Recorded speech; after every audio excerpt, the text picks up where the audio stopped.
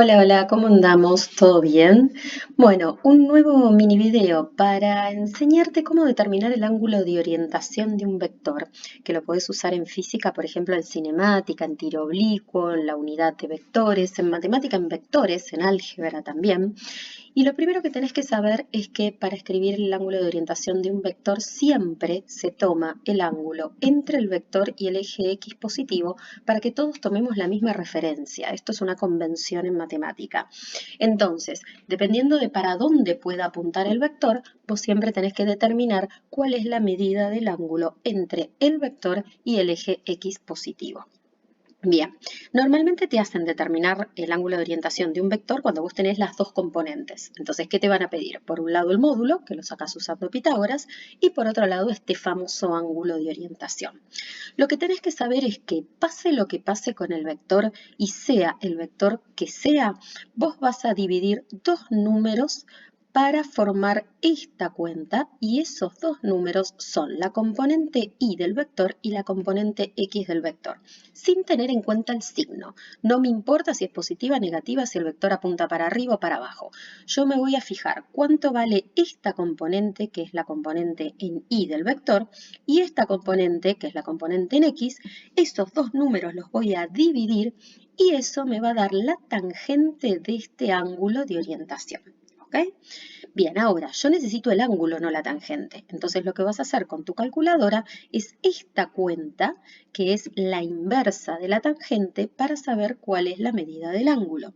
En tu calculadora, para hacer esta cuenta, vos tenés que apretar Shift, la tecla de tangente, y luego el resultado de hacer BI sobre BX. Eso te da un ángulo, ¿ok?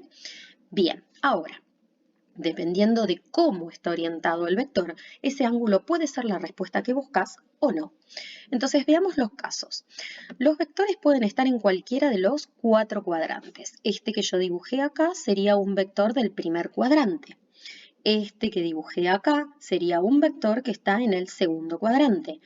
Este que dibujé acá es un vector del tercer cuadrante y este es un vector del cuarto cuadrante. Fíjate que acá está marcado con una flecha el ángulo que vos tenés que indicar como resultado.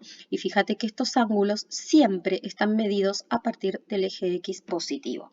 Por otro lado, si el vector fuera del primer cuadrante, directamente el ángulo que sale de esta cuenta sería tu resultado. Entonces ahí ya tenemos nuestro primer resultado importante. Si el vector pertenece al primer cuadrante, ¿cómo te das cuenta que está en el primer cuadrante? Porque ambas componentes del vector son positivas. Entonces, el ángulo de orientación que te piden es el que directamente calculas con esta fórmula y no tenés que hacer nada extra. Bien, ahora, si estás en esta situación donde el vector está en el segundo cuadrante, fíjate que lo reconoces porque la componente x va a ser negativa y la componente y va a ser positiva. ¿Cómo haces para encontrar este ángulo que está marcado en azul, que es el correcto?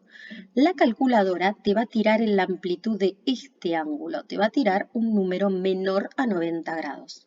Entonces, ¿qué haces vos para transformar este ángulo en este, que es la respuesta correcta? Lo que haces es lo siguiente. Al resultado que obtenés de la fórmula, le vas a hacer 180 menos ese resultado. Entonces, si vos hiciste esta cuenta que te conté al principio y este resultado es 30 grados, lo que vas a hacer para contestar es hacer 180 menos 30. Entonces, siempre que el vector pertenezca al segundo cuadrante, vas a hacer 180 menos el resultado que obtuviste de la fórmula de arcotangente de BI sobre BX, que es la que te presenté al principio como fórmula primaria.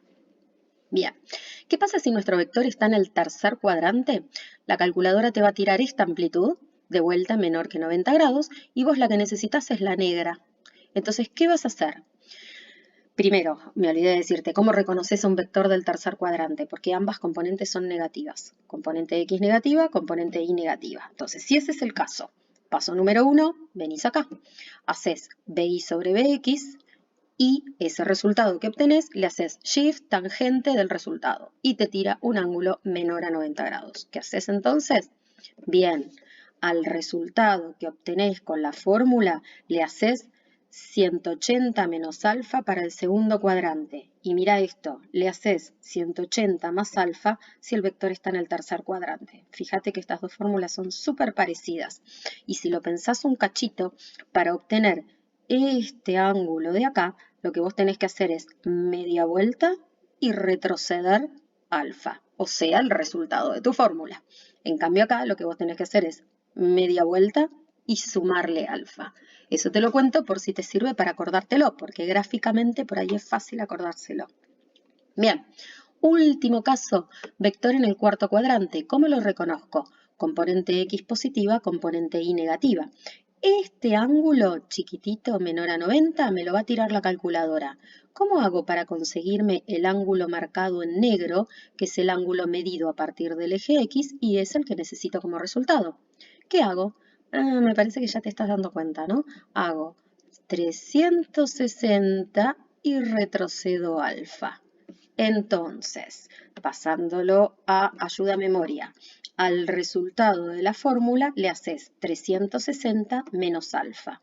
Hacete ya print de esta pantalla. Es más, mira, te lo voy a poner más para arriba, así te entran los dibujitos. Hacete este print y tenelo para tus ejercicios de vectores. Espero que esto haya quedado claro y si tenés alguna duda me lo dejas en los comentarios. Nos vemos en el próximo mini video.